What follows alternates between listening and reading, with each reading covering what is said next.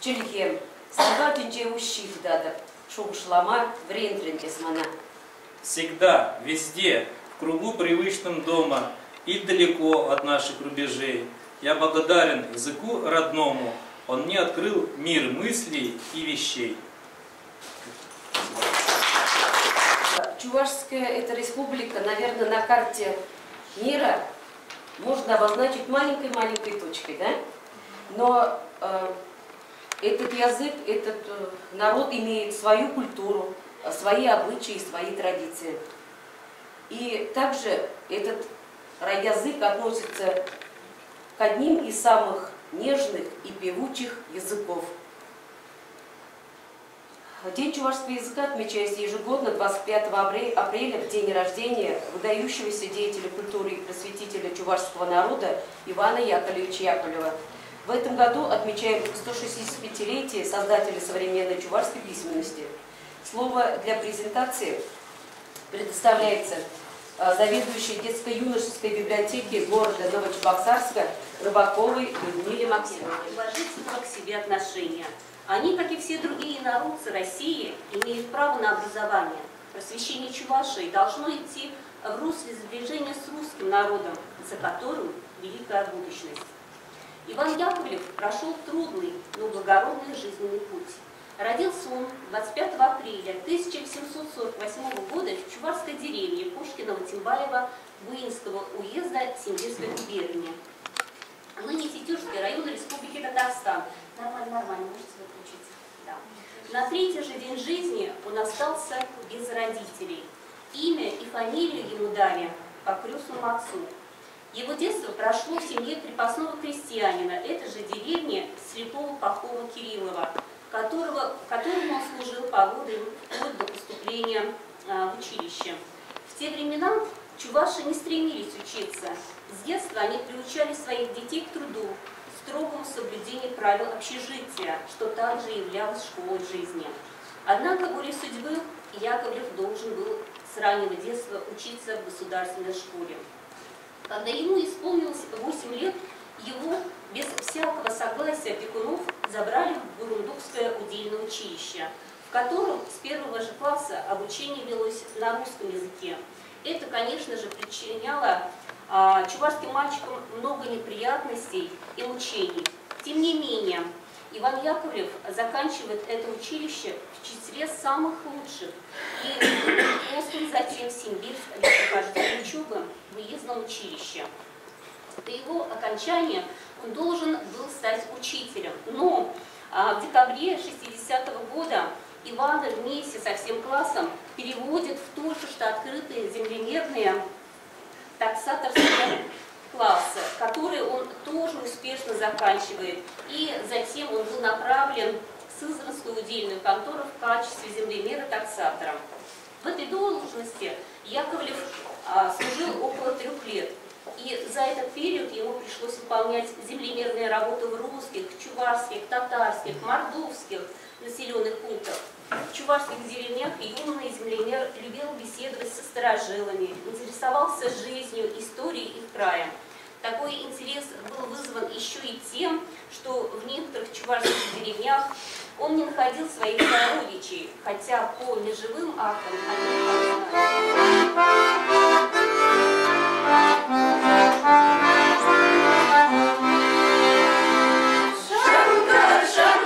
Шивью,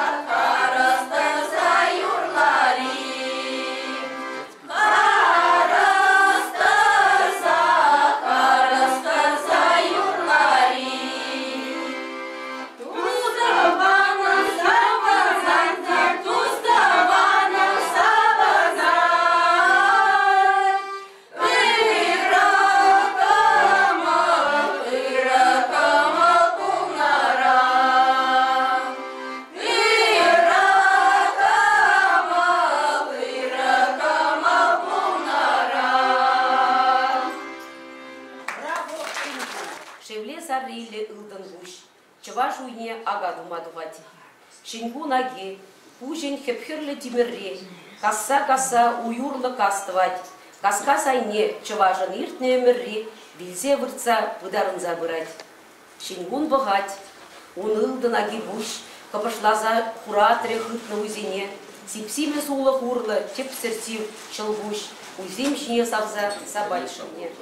Стихи поэта Михаила Сескина про честно-азербайджанском языке. Я представляю региональную общественную организацию азербайджанцев «Доступ», то есть дружба, наверное.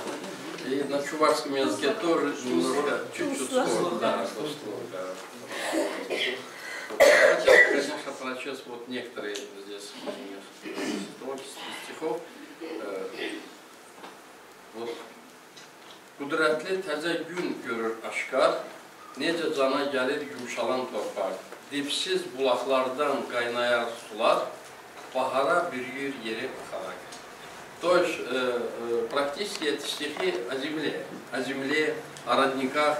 Вот и на нашем языке сулар, и вот на вашем, на чувашском языке тоже су это как бы вода. Да. Да, ну вот что-то она как бы схожа.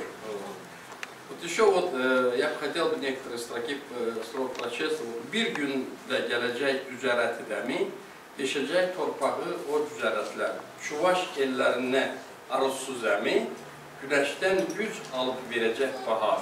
Kızıl gümüş tellerini üstte, nəğməsi gezecek ellerin üstte. Действительно очень хороший, очень красивый стихи. Я так считаю, что вот Михаил Сесков, если в том возрасте, вот как 23 года, как вы говорите, он, если написал такие стихи, я считаю, что это был великий поэт. Великий поэт. Да, великий поэт. Я очень большим уважением отношусь к чувашскому народу, потому что мне по своей работе пришлось очень много ездить по Чувашии, очень много бывал в разных районах, в разных регионах. Чуть-чуть немножко знаком с культурой Чувашии, традициями, обычаями. Я очень большим уважением отношусь к этому народу, народ, который смог на протяжении многих веков сохранить свои традиции, обычаи, вот, свой язык, не только сохранить, но и еще приумножить. Поэтому я вас еще раз поздравляю, желаю вам всех благ. На таджикском языке. Да, давайте, слушай. Чуваш бо дили пок ояндаро транумна моя гувохаш хаят. Субахи навоварда рузи бақа ки ҳар дил ба ҷӯш аст аз ҳиссиёт. Шафақ бин зи наврӯзи байналмиллалӣ ки дорад ҷаҳон баҳри вай эътиқод. Здесь хвала идет. Понимает только чувашский язык.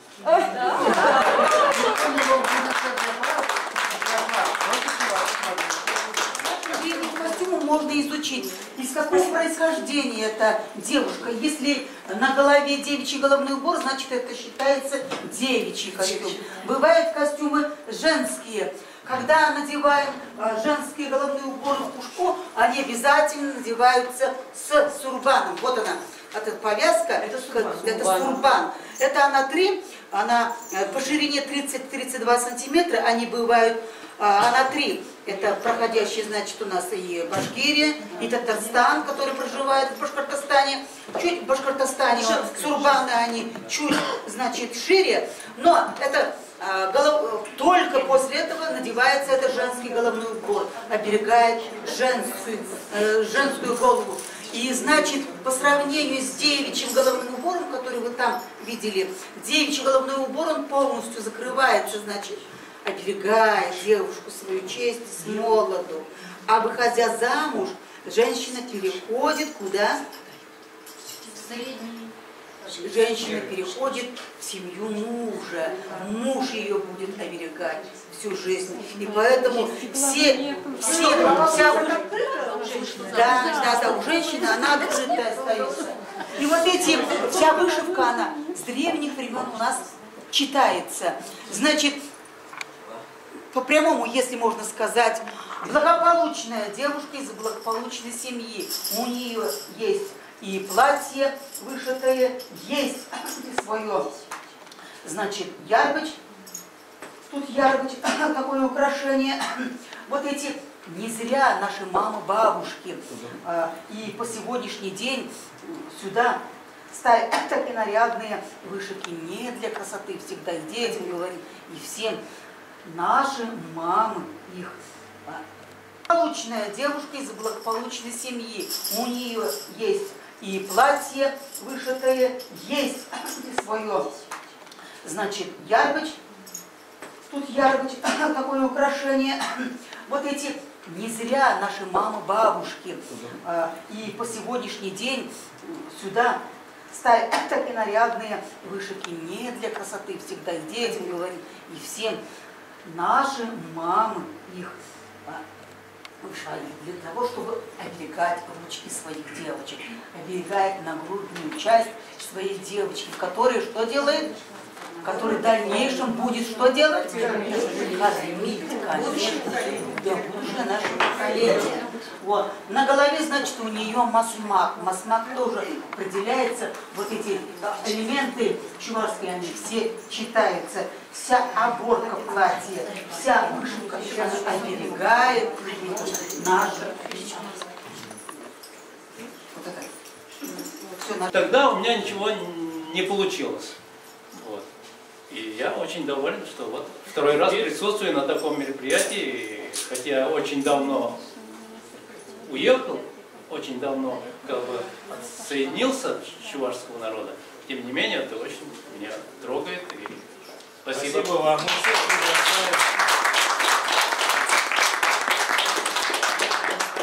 Нашу организацию, это общественная организация местной чувашской национальной культурной автономии города Нижнего Новгорода. Вот. Организовались недавно, совершенно верно. Мы еще, у нас на счету 0 копеек, 0 рублей, 0 копеек. Но, тем не менее, мы организуем такие мероприятия. Вот. Хотел бы еще, вот идей много, идей у нас перспективы большие. Мы хотим объединиться не только между Чувашией, но и хотим еще организовать, если это можно будет, в Нижнем Новгороде, прошу прощения, организовать в Нижнем Новгороде Дом дружбы народов. Наш Нижний Новгород – это уникальная столица федерального Поволжского округа, в котором насчитывается половина, наверное, республик и столько же властей. То есть очень многонациональная столица федерального Приволжского округа. Но в Нижнем Новгороде, в нашем городе, пока нету еще Дома дружбы народов, где бы мы могли собраться, также собрать своих коллег, друзей, собрать из других республик и здесь организовать фестивали, конкурсы и так далее. Вот. Хотим выйти на уровень даже президента, наверное, нашей России, чтобы в нашем Приволжском федеральном округе был Дом дружбы, в котором мы могли проводить такие мероприятия. Вот. Это наше, наше предложение, и хотим это к этому. Почему это не получается? Так мы только начинаем. Да не вас не обвиняешь. Вообще все. И в Татаре. В Самаре больше чуваши. В Башкирии еще больше тоже. В Самаре больше чуваши. Это все зависит от нас. Федор Иванович, Да? простите, пожалуйста. Да, Вот вы сказали, что у вас 0 рублей, 0 копеек. Да. У нас в нашем городе есть фирма железнодорожная ООО «Магистраль». Вы вот где-то запишите, что наш первый взнос.